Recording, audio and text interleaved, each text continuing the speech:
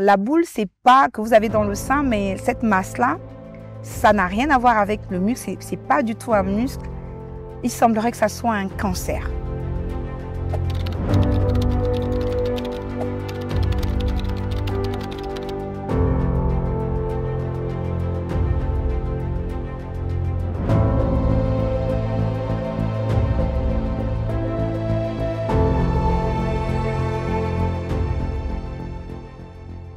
Chimène Pambamba, ce matin, je vais vous partager mon expérience en tant que malade d'un cancer du sein détecté en 2022. En 2016, je remarque une boule, voilà, au niveau de mon sein droit, en dessous. Ça ne m'a pas inquiété tant que ça. J'ai continué ma vie. Et quelques semaines après, j'ai commencé à sentir des engourdissements au niveau du bras droit. Je me sentais fatiguée. J'avoue que j'ai négligé à un moment donné parce que voilà, je me suis dit, bon, c'est rien. Parce que j'avais aussi une méconnaissance véritable de ce que c'était le cancer du sein. C'est vrai que j'avais quelques informations sur le cancer du sein. J'ai assisté à quelques octobres roses, j'ai fait des lectures, mais je me sentais vraiment loin de ce qu'était le cancer du sein. En 2019, donc, je continue à prendre part aux octobres roses. Et là, je vais encore consulter un autre médecin, toujours à Libreville. Et là, on me dit non, c'est rien, c'est peut-être un kyste, ça va passer.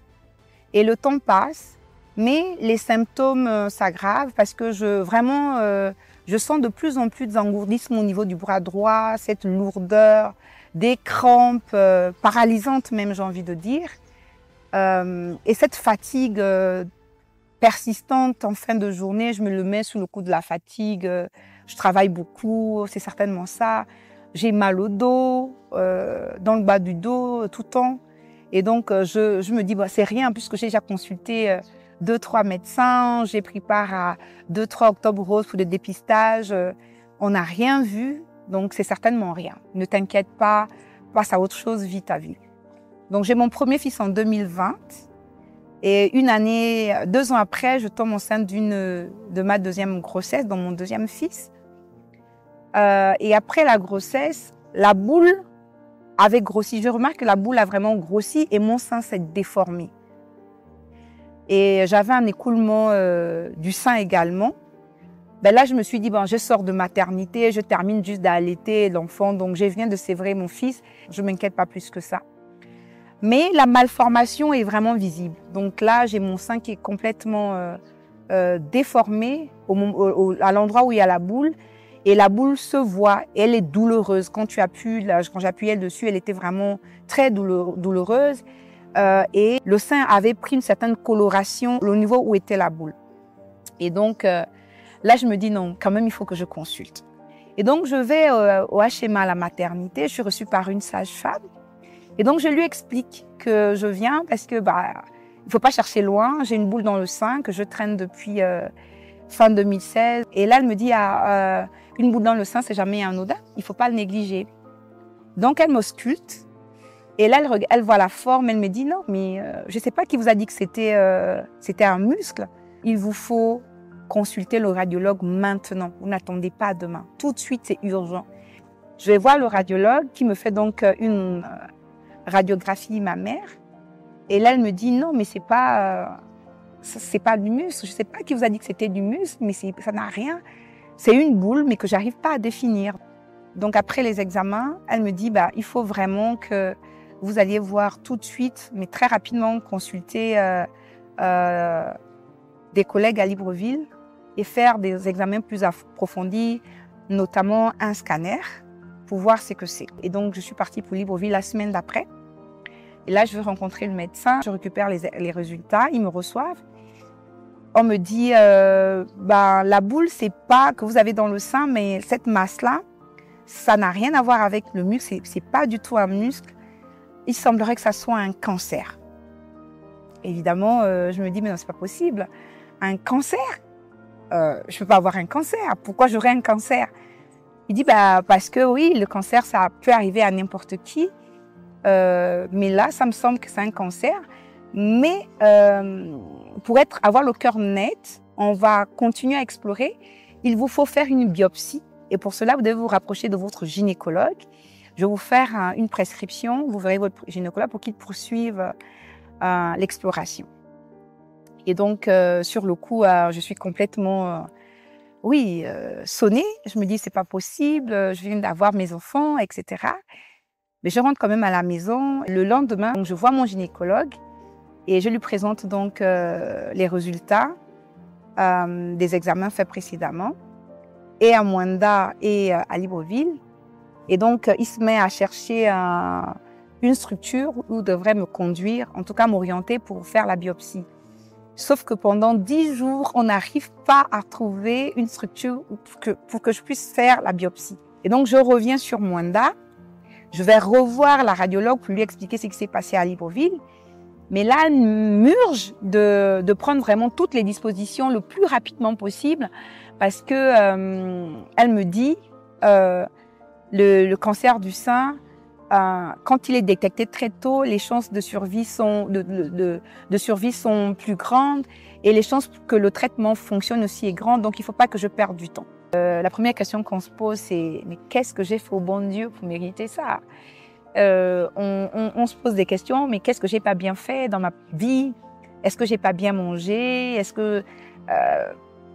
que j'ai pas fait? Voilà, pourquoi moi? Pourquoi c'est moi? En fin juin, je subis l'opération chirurgicale qui a consisté, heureusement pour moi, à juste extraire la masse. Ensuite, j'ai commencé mes séances de chimiothérapie. Je devais avoir 18 chimiothérapies, dont 4 chimiothérapies très lourdes et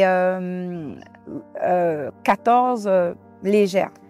Franchement, oui, la chimiothérapie, ça a été, c'est horrible. J'en ris aujourd'hui, mais avec un réel pincement au cœur. Mais la chimiothérapie, ça a été, j'ai cru que je ne m'en sortirais pas parce que ça a été très, très, très difficile. Les effets secondaires ont été la chose la plus horrible. J'ai eu une perte de poids drastique. Donc, pour ceux qui me connaissent, j'ai jamais été en chair, mais ça allait. Donc, je suis partie quand même de 59 kilos au mois de mai quand j'arrivais en Turquie. Au bout de 3 jours de la première chimio, j'avais perdu 10 kilos, quoi. J'avais perdu 10 kilos. 3 jours après la première chimiothérapie, j'avais déjà mes cheveux qui tombaient. Et j'avais de beaux cheveux, sans abuser, mais j'avais des longs et beaux cheveux. Et les cheveux, pour moi, étaient mon signe franchement de féminité. Et perdre mes cheveux, ça a été très difficile. Très difficile. J'ai les ongles qui noircissaient, la langue qui était complètement enflée. Non, mais c'était horrible. Toute ma gencive qui faisait mal, j'arrivais pas à manger, dégoût pour tout. J'étais tout le temps fatiguée, mais des fatigues, il m'arrivait de dormir 3-4 jours d'affilée. Je sortais pas de mon lit. Il fallait que ma mère, heureusement qu'elle elle est venue me rejoindre avec mon plus jeune fils plus tard, quand j'ai commencé les chimiothérapies. Et heureusement, ma maman était là, je disais, donc c'est elle qui prenait soin de moi.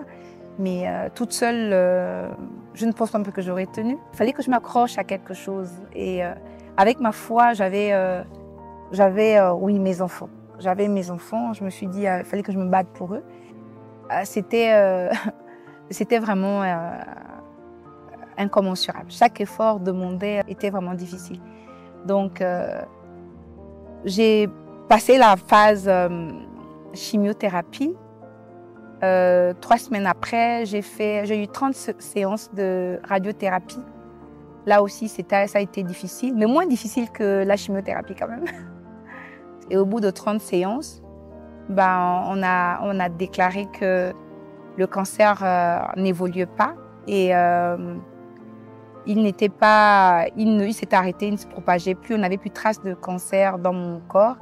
Donc j'étais en rémission, on va dire partielle, mais il fallait que je me mette maintenant sur traitement qui consiste aujourd'hui à à faire une injection par mois et à prendre un comprimé tous les jours, et cela pendant 5 ans. Parce que c'est seulement au bout de 5 ans, s'il n'y a pas de récidive, que vous êtes déclaré définitivement guéri du cancer. Donc voilà mon parcours avec le cancer. C'était pas facile, mais c'est une expérience qui vous change de bout en bout, qui vous chamboule de l'intérieur comme de l'extérieur. Physiquement, vous n'êtes plus la même personne. J'ai envie de dire, après mes enfants, c'est ma plus belle fierté. Je sais que j'ai combattu le cancer, je préfère le dire, même si je ne suis pas déclarée en rémission totale aujourd'hui. Mais aujourd'hui, je veux dire que oui, j'ai à peu près repris ma vie. J'arrive à faire certaines choses, même si ça m'a laissé quand même des séquelles. Le témoignage que je rends aujourd'hui, c'est pour encourager une femme, encourager une jeune fille, encourager un homme qui a peut-être sa femme dans la maison, qui se plaint d'avoir mal au sein, à lui dire que ce n'est pas une fatalité. Le cancer n'est pas une maladie honteuse. D'ailleurs, aucune maladie n'est honteuse. D'ailleurs, je tiens à remercier tous mes collègues du HMA, alors qui m'ont soutenue mais grandement pendant toute cette année et qui continuent d'ailleurs à me soutenir, puisque ça fait seulement 1 an et demi que j'ai été déclarée guérie du cancer. Donc à la suite de tout le traitement thérapeutique que j'ai subi. Et donc je tiens à remercier aussi tous mes collègues qui ont été des perles et qui prenaient de mes nouvelles. Vraiment, merci à vous. Vous participez tous d'une façon ou d'une autre à ce que je me batte pour être guérie complètement. Donc j'encourage d'ailleurs toutes les femmes à effectuer leur dépistage au HMA. Cette structure aujourd'hui dotée d'outils de pointe qui permettent justement aux professionnels de la santé, notamment les médecins radiologues, je pense au docteur Gaël Mipinda, aux sages-femmes de la maternité de Comilog, à tous les médecins qui travaillent et tout le personnel soignant, aujourd'hui sont aptes à prendre en charge justement toute personne qui viendrait au HMA pour se faire dépister. N'hésitez pas, allez-y, ça peut vous sauver.